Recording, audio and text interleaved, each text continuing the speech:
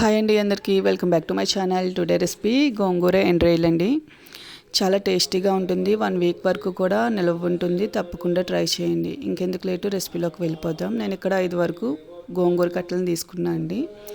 అవి బాగా క్లీన్ చేసుకొని మొత్తం అంతా కూడా వాష్ చేసుకొని 3 టైమ్స్ అందులోనే ఒక 10 నుండి 15 వరకు పచ్చిమిరపకాయలను కూడా యాడ్ చేసుకొని ఒక హాఫ్ గ్లాస్ వరకు వాటర్ కూడా యాడ్ చేసుకొని అది మొత్తం కూడా దగ్గర పడే వరకు కూడా మనం ఉడికించుకోవాలండి. అలా ఉడికించుకున్న తర్వాత ఆ గోంగూరని మొత్తం అంతా కూడా చల్లార్చుకొని పక్కన పెట్టుకొని ఇంకో ప్యాన్ తీసుకొని అందులోని ఒక 50 గ్రామ్స్ వరకు నేను నువ్వులను తీసుకున్నా అండి. నువ్వులు చాలా టేస్టీగా ఉంటాయి ఈ కర్రీకి.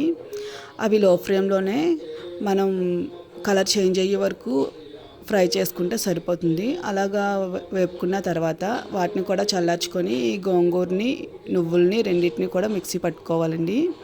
మిక్సీ పట్టుకొని పేస్ట్లా చేసుకొని ఒక పక్కన పెట్టుకోవాలి.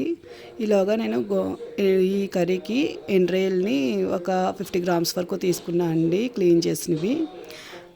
ఇంకో ప్యాన్ తీసుకొని స్టవ్ ఆన్ చేసుకొని అందులోని ఆయిల్ వేసుకొని ముందుగా వెల్లుల్లిపాయలని వేసుకోవాలండి. వెల్లుల్లిపాయలు నేను ఒక 3 వరకు ఒలుచుకొని పైపట్టు ఒలుచుకొని వేసుకున్నాను. అందులోనే ఒక 50 గ్రామ్స్ వరకు ఎండ్రాయిల్ కూడా వేసుకున్నానండి. ఎండ్రాయిల్ వేసుకొని మొత్తం బాగా ఫ్రై చేసుకోవాలండి. బాగా వేగాలి. వేగితేనే కూరకి టేస్ట్ అనేది బాగుంటుంది. అందులోనే కరివేపాకు ఒక 2 రబ్బలు, ఒక 4 ఎండుమిరపకాయలను కూడా వేసుకొని బాగా ఫ్రై చేసుకోవాలి. అందులోనే ఒక స్పూన్ వరకు జీలకర్ర కూడా యాడ్ చేసుకోవాలండి. అలా యాడ్ చేసుకున్న తర్వాత 10 to 15 మినిట్స్ మనం మీడియం ఫ్లేమ్లోని ఈ రొయ్యలు వెల్లుల్లిపాయలు కూడా బాగా ఫ్రై అయ్యే వరకు కూడా బాగా ఫ్రై చేసుకోవాలి ఆయిల్లోని. అలా ఆయిల్లో ఫ్రై చేసుకున్న తర్వాత ముందుగా గ్రైండ్ చేసి పెట్టుకున్న పేస్ట్ ఉంది కదండి, నువ్వులది గోంగూరది, వాటన్నిటిని కూడా దాన్ని మొత్తం అంతా వేసుకోవాలండి ఇందులోని. అలా వేసుకున్న తర్వాత అందులోని ఒక హాఫ్ గ్లాస్ వరకు వాటర్ కూడా యాడ్ చేసుకోవాలి. యాడ్ చేసుకొని మొత్తం అంతా కూడా మిక్స్ చేసుకోవాలండి. అలా మిక్స్ చేసుకున్న తర్వాత అందులోని రుచికి సరిపడా సాల్టు, ఒక పావు టీ స్పూన్ వరకు పసుపు వేసుకొని మొత్తం అంతా కూడా మిక్స్ చేసుకోవాలండి.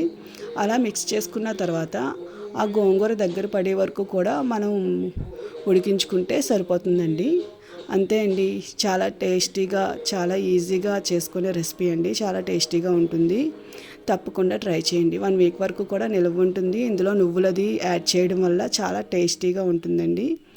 ఈ వీడియో కానీ మీకు నచ్చినట్లయితే లైక్ చేయండి, షేర్ చేయండి, సబ్స్క్రైబ్ చేసుకోండి.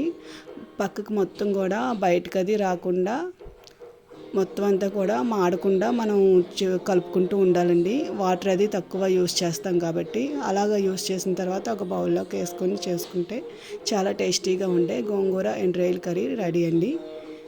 Thank you for watching my video. Thank you very much.